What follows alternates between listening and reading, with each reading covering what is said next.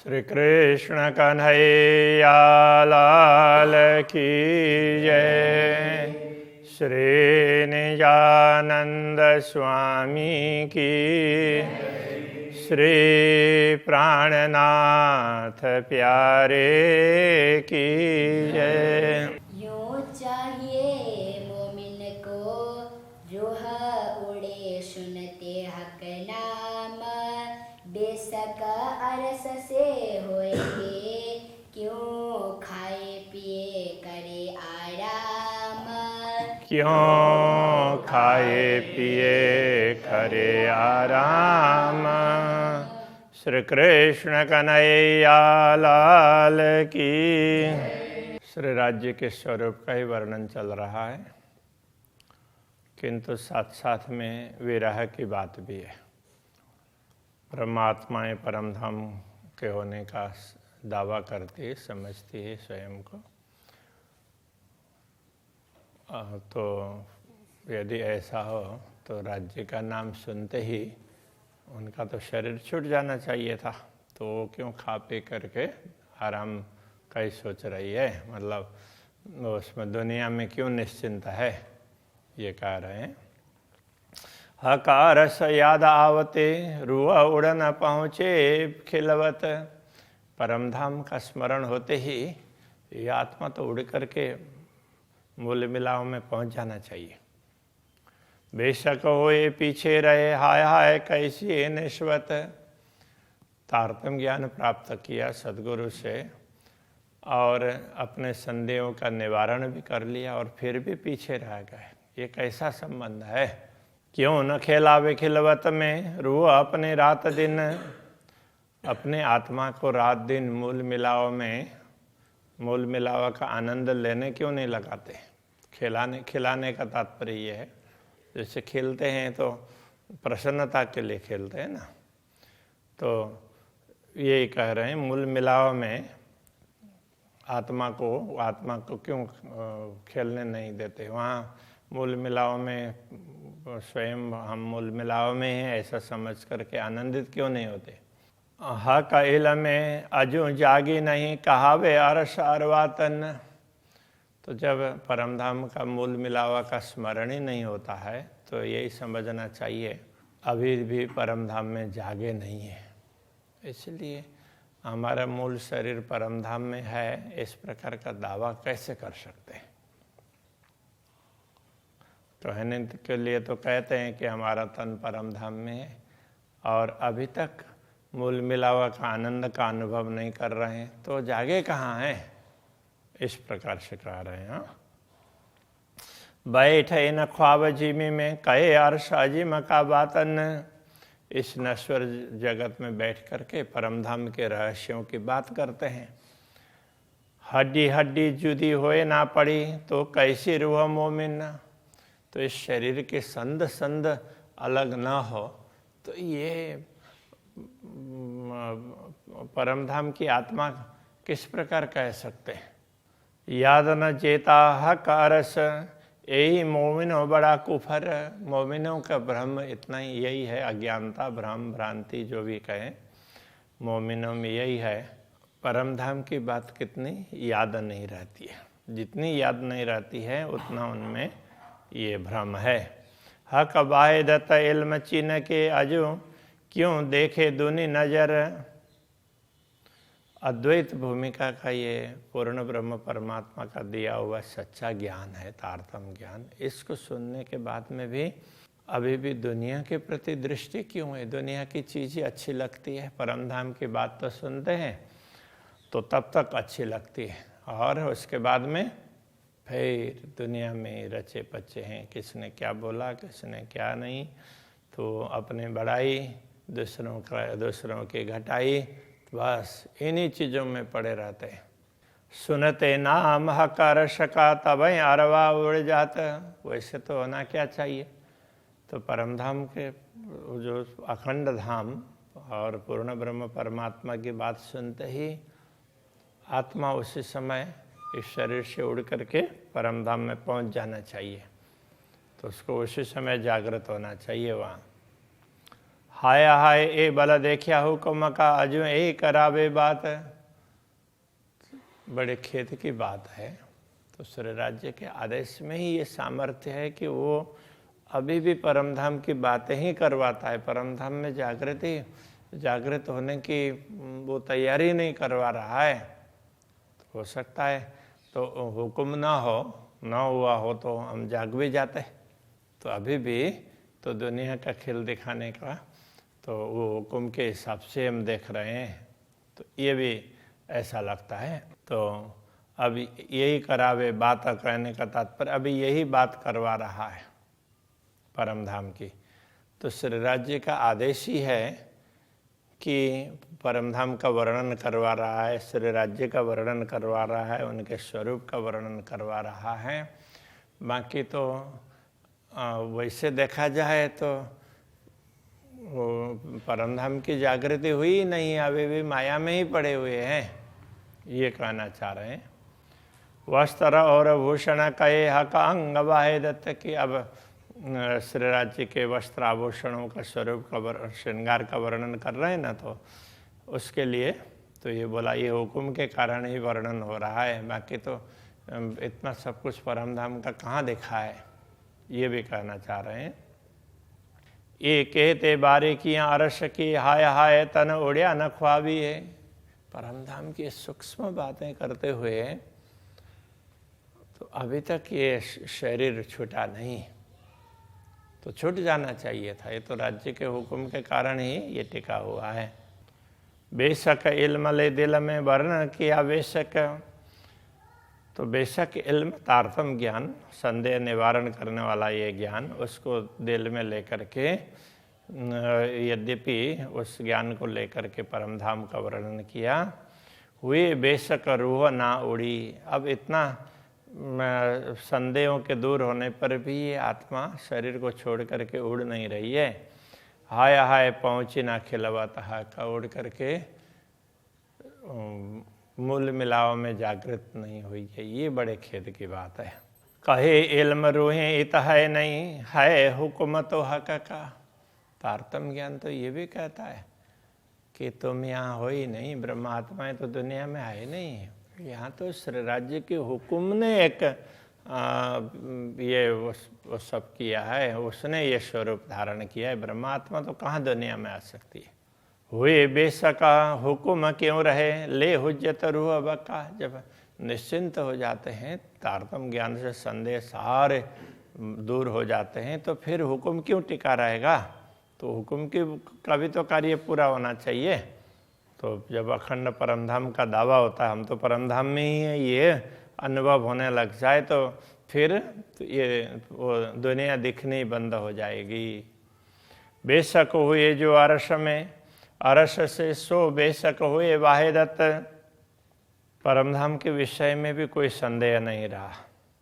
बेशक हुए जो अरस से, जिन ब्रह्मात्माओं को परमधाम के विषय में कोई संदेह नहीं है। और बेशक हुए वाहिदत, अद्वैत भूमिका के विषय में श्री राज्य के अद्वैत भाव में हैं, उनकी ही अंगनाएं हैं, इस संदर्भ में भी कोई संदेह नहीं है। मुतलक इल्म पाए के ऐसा निश्चित कराने वाला ब्रह्म ज्ञान प्राप्त करके हाय हाय हुक्म क्यों रहा ले हुज्जत। ये हुक्म के कारण हम ब्रह्मात्मा होने का दावा लेकर के दुनिया में कैसे बैठे हुए हैं। नए न रहे नए न देख के यही बड़ा जुल्म। श्री राज्य के नयनों के दर्शन करने का पर अब इस शरीर के नयन शरीर में ही हैं, इनको तो इसमें से हट जाना चाहिए था। दुनिया के तरफ दृष्टि जानी नहीं चाहिए थी, राज्य की तरफ ही दृष्टि होनी चाहिए थी। ये बड़ा जुल्म हो रहा है, बड़ा अत्याचार हो रहा है।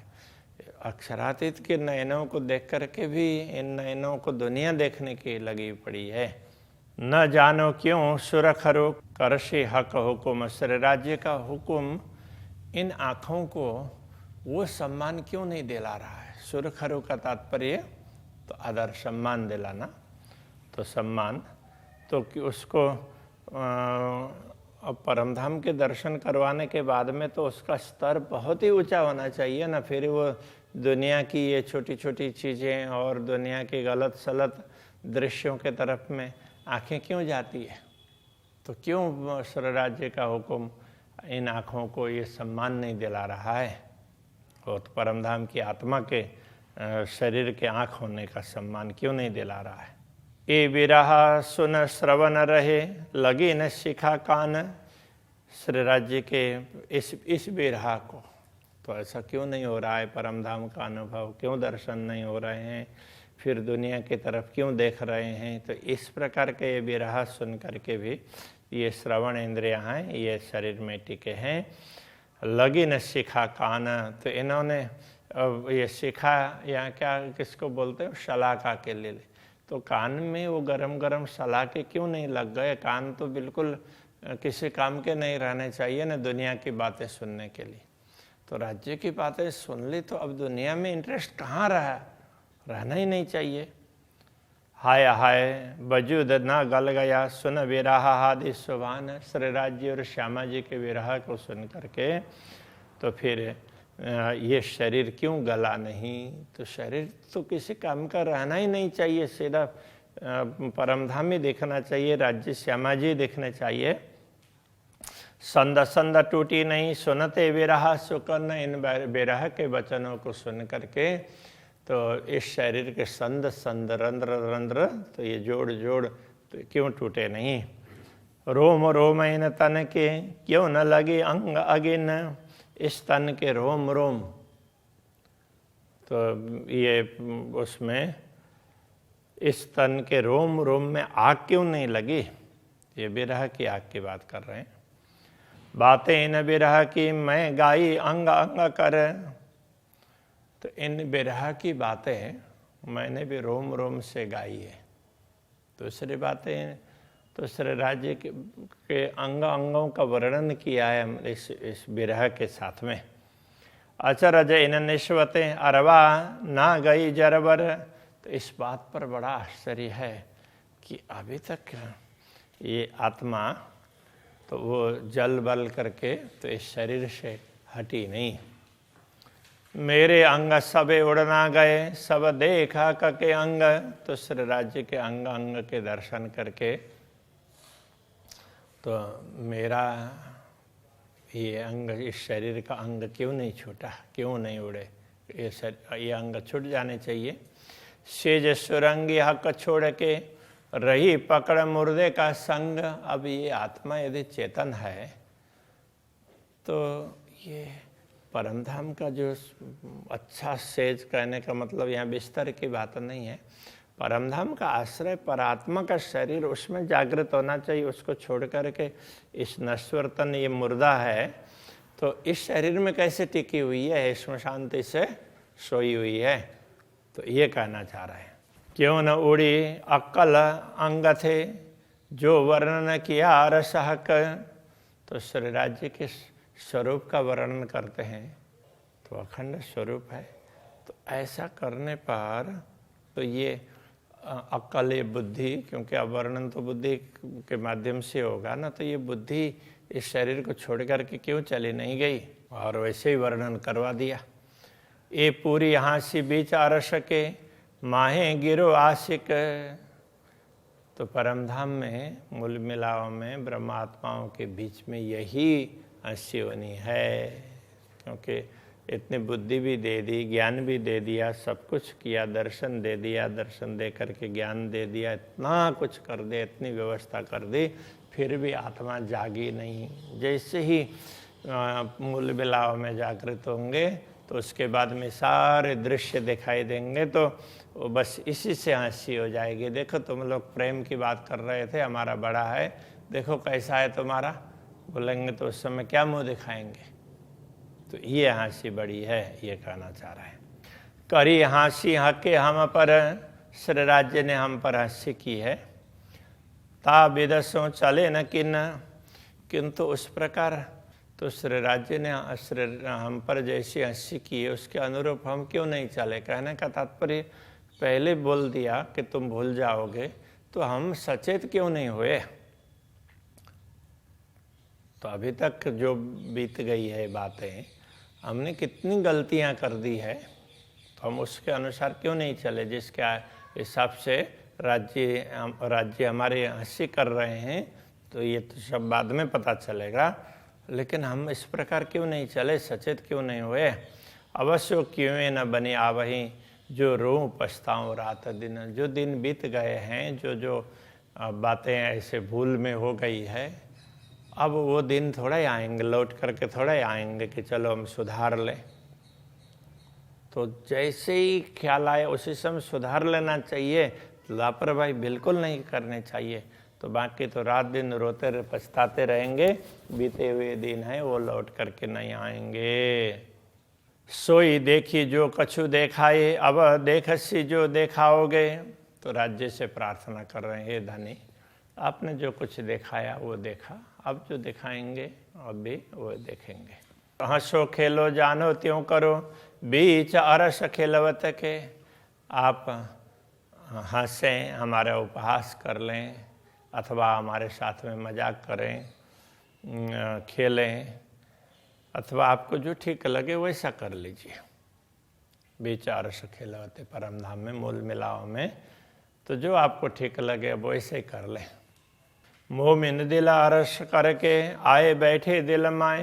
ब्रह्मात्माओं के दिल को धाम बना करके आप उसमें आकर के बैठ भी गए। खुद ही रूहों इत ना रही, इत गुनाह मोमिनो सिर ना है।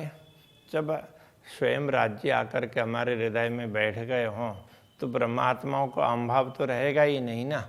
तो इसलिए अब उसने कोई गुनाह किया, उसके द्वारा कुछ भी हुआ हो, तो उसका कुछ गुनाह रहना ही नहीं चाहिए। तो अब तो सब राज्य बैठ गए, तो फिर गलत क्यों होता है। तो इस तरह से ये अपना तर्क दे रहे हैं। कभी कभी इस तरह का ऐसी बातें आती है, तो गुनाह तो होने नहीं चाहिए। अब फिर हिसाब कर जो देखिए तो गुनाह रू आवत। फिर हिसाब करके देखते हैं तो ब्रह्मात्माओं को दोष तो लग ही रहा है, दोषी तो है। ये विवरा है कलश में, इसका विवरण तो कलश ग्रंथ में दिया हुआ है। मोमिन लेसी देखते न, तो ब्रह्मात्मा वहाँ देख करके इस पर ध्यान देंगे। कलश में इसका स्पष्टीकरण किया गया है कि यद्यपि राज्य सब कुछ है, फिर भी कुछ उन्होंने हमें दायित्व दिया है, तो वो तो हमें ही पूर्ण करना पड़ेगा। ये बातें कलश ग्रंथ में समझाइए। रूए मोमिन इताई नहीं, तीन वास्ते नहीं गुनाह। तो ब्रह्मात्माएं दुनिया में आई नहीं है, इसलिए उनको दुनिया का दोष कैसे लगेगा, तो नहीं लगना चाहिए, ऐसा समझ लें। पर एता गुनाह लगत हैं, इनों में जेता हिस्सा अरसका। इतना दोष तो लगेगा ही जितना अंश परमधाम का है। सुरता जो परमधाम की आई है, तो जितनी आई है उतना तो दोष लगेगा ही ना। तो जिधर देखने के बाद में भूल गई है, आना जाना तो नहीं है, लेकिन दुनिया का खेल दिखाया तो देखते देखते अपने आप को ही भूल गई है, तो उतना तो उसको दोष लगेगा ही। महामत कहे मोमिनों पर करी हाँसी हुकुम में। श्री राज्य ने अपने हुकुम के द्वारा ब्रह्मात्माओं पर हंसी करवाई है। ना तो अरवाह इत क्यों रहे, बेशक होए हक से। अन्यथा परमधाम की आत्मा इस दुनिया में कैसे टिकी रहेगी। जब ब्रह्म ज्ञान से सत्य ज्ञान ब्रह्म ज्ञान प्राप्त करके वो उनका संदेह भी दूर हो गया, फिर भी ये शरीर टिक करके क्यों रहता। तो राज्य का हुक्म ही इसको और भी दिखा रहा है, ताकि भविष्य में कुछ लवलेस मात्र भी बाकी ना रहे। कभी ये ना रहे कि कोई प्रेम हमारा ज़्यादा है, तो इस हिसाब से सब कुछ राज्य का ही है। तो ये समझें ब्रह्मात्माएं, इसके लिए सब कुछ दिखाया जा रहा है। तो ऐसा समझा रहे। श्री कृष्ण कन्हैया लाल की जय। बेशक होए हक से। महामत कहे मोमिनों पर, महामत कहे मोमिनों पर। करी हासी हुक्मे, करे हाँसी हुक्मे। ना तो अरवाह इत क्यों रहे, ना तो अरवाह इत क्यों रहे। बेशक होए हक से। बेशक होए हक से, बेशक होए हक से, बेशक होए हक से। कृष्ण कन्हैया लाल की श्री निजानंद स्वामी की श्री प्राणनाथ प्यारे की श्री पांच नौतनपुरी धाम की जगत गुरु आचार्य श्री 108 कृष्णमणि जी महाराज की